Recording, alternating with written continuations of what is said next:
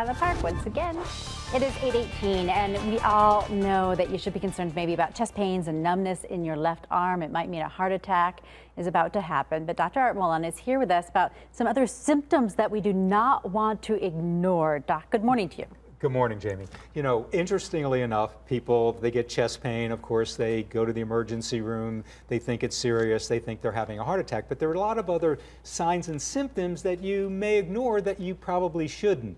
Now, one of the first ones is a numbness or tingling in your arms or your legs, because that could potentially be a sign of a stroke as well, particularly if it's associated with a headache or dizziness.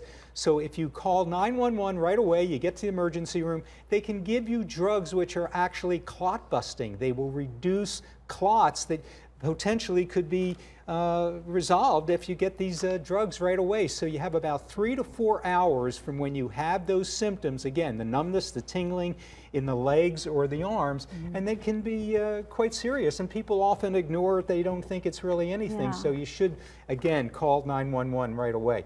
The next one is actually blood in the urine. If you have blood in the urine, that can be a serious problem. Now, a lot of times it's associated with pain, and so it's probably a kidney stone. It may be a urinary tract infection. The other side of the coin is if it's painless urine and there's blood in there, then it could potentially be a tumor in your bladder, a tumor in your kidneys. You have to have it evaluated. Don't ignore it.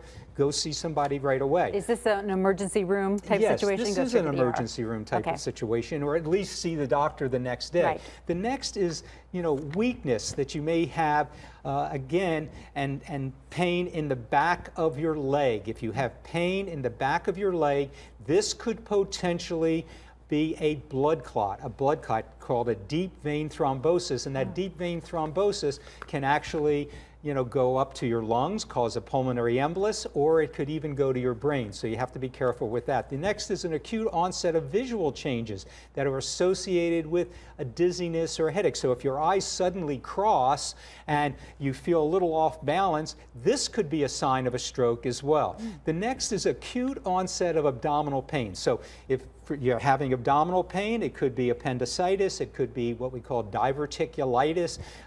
The appendicitis is usually on the right side, the diverticulitis is usually on the left side in the lower abdominal area.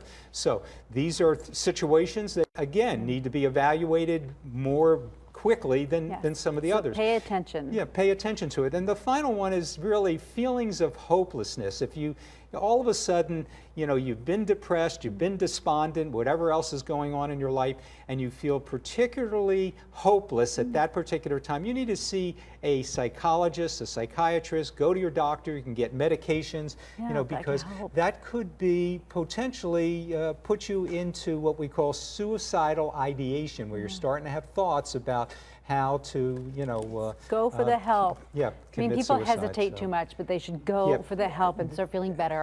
Absolutely. Okay, Dr. Art. Okay, so let's talk about the race. Phoenix 10K, November 5th. It's coming up. You got to do your training right now, and you know, again, we also have the 5K, the 10K, the half marathon. You can go to phoenix10k.com and register.